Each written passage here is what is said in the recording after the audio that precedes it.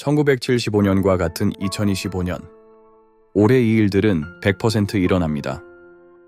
1971년 당시 미국 대통령 닉슨은 근본위 제도를 폐지합니다. The strength of a nation's currency is based on the strength of that nation's economy. And the American economy is by far the strongest in the world.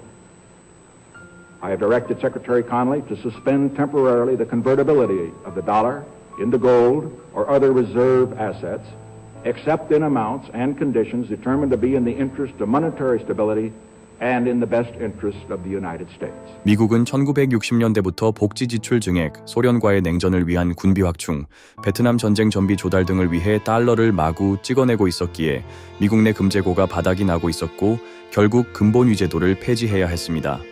1975년이 되자 전 세계 경제는 극심한 불황에 빠지게 됩니다. 특히 인플레이션이 극심했기에 이 시기를 그레이트 인플레이션이라고 합니다. 선진국, 개발도상국 가리지 않고 1975년 여러 나라의 1973년 대비 성장률이 2, 3배 이상 폭락한 경우가 부지기수였습니다. 미국도 인플레이션이 심했지만 한국의 경우 1973년 3.2%였던 물가 상승률이 1974년과 1975년에 걸쳐서 연 25%로 상승해 서민들은 큰 고통을 겪어야 했다는 기록도 찾아볼 수 있습니다. 2차 세계대전 후 이어져 오던 미국의 경제적 호황은 30년 만인 1975년 끝이 났습니다. 참고로 1975년은 희년이었습니다. 희년은 안식년이 7번 지난 50년마다 돌아오는 해입니다. 마지막으로 1975년은 베트남 전쟁이 종결되기도 했지만 중동에서는 팔레스타인 문제로 인해 레바논에서 내전이 일어난 해이기도 합니다. 왜 이런 1975년에 관한 얘기들을 하느냐고요? 저는 일주일 전 이런 말씀을 받았습니다. Remember what happened in 1975. 1975년에 어떤 일이 일어났는지 상기하라. 또 녹색과 검은색의 유니폼을 입은 병사와 녹색과 검은색의 깃발을 보게 되었습니다. 어느 병사 하나가 저에게 이곳으로 오라고 손짓을 하고 있었는데 그는 웃고 있었지만 저를 어두운 곳으로 안내하려는 듯 보였습니다. 이건 어떤 함정이다 라고 저는 느껴졌습니다. 이런 환시를 보고 난 후 다시 성령님께서 말씀하셨는데 This will happen 100% this year.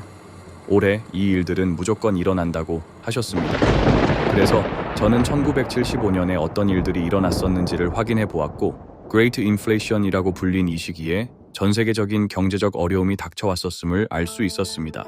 제가 내린 결론은 올해 2025년 우크라이나 전쟁은 종결되지만 일단락 된 듯한 팔레스타인 문제로 중동에서 다시 한번 어떤 군사적 충돌이 일어난다는 것입니다. 그리고 전 세계적인 경제적 어려움이 찾아온다는 것입니다. 그리고 어느 자매님께서 지혜를 나누어 주셔서 1975년은 스태그플레이션, 그러니까 높은 인플레이션과 저성장, 그리고 높은 실업률이 동반된 현상이 최고점을 찍은 해라고 알려주셨습니다. 이 부분에 대해 성령님께서는 자신이 저에게 전하려는 메시지가 바로 이 부분이었음을 알려주셨습니다. 여러분들은 어떤 대공황을 기다리고 계신지 모르겠습니다. 지난해 월 평균 청년 취업자 수는 전년보다 14만 명 넘게 줄어든 375만 5천 명입니다. 11년 만에 가장 적은 수치입니다. 특히 청년층이 선호하는 대기업이나 공공기관 등의 일자리가 줄면서 취업시장 체감 한파는 더 매서웠습니다. 지난달 우리나라 외환 보유액이 2달 연속 감소하면서 4,100억 달러 아래로 떨어졌습니다. 이에 따라 외환 보유액 규모는 4년 9개월 만에 최저치를 기록했습니다. 연속 영업 손실도 기록했습니다. 네, 그러면 홈플러스 금융부채도 상당할 것 같은데 어느 정도 됩니까? 일단 회생 절차가 개시되면서 홈플러스가 갚아야 할 금융채권은 유예가 되는 상태고요. 건설사들도 요즘 회생 신청 많이 하잖아요. 네, 그렇습니다. 건설 경기 침체가 길어지면서 중소, 중견 건설사들이 줄줄이 법정 관리를 신청하고 있습니다. 4월 위기설이 다시 고개를 들고 있는데요. 여의도 63빌딩을 지은 신동아 건설에 이어서 경남 2위죠. 대저건설을 비롯해서 삼부토건, 안강건설, 또 아파트 브랜드인 엘크루를 보유한 대우조선해양건설도 법정 관리를 신청했습니다. 장바구니 물가가 좀처럼 안정되지 않고 있습니다. 기름값도 13주 연속 오르고 있습니다. 박소영 기자입니다. 서울 마포의 한 재래시장입니다.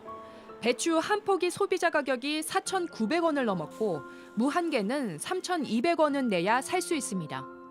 채소를 줄이는 건 좀 그렇긴 한데 저도 모르게 값이 비싸니까 채소를 줄이게 되더라고요. 코로나 때보다 더 힘들다고요? 아니요.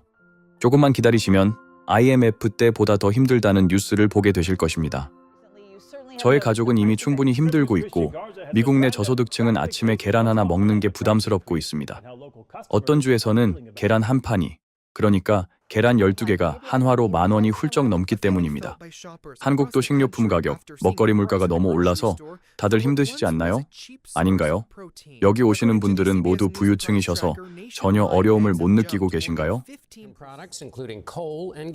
Nancy Chen in Clifton, New Jersey begins our coverage of the rising price of just about everything. Nancy.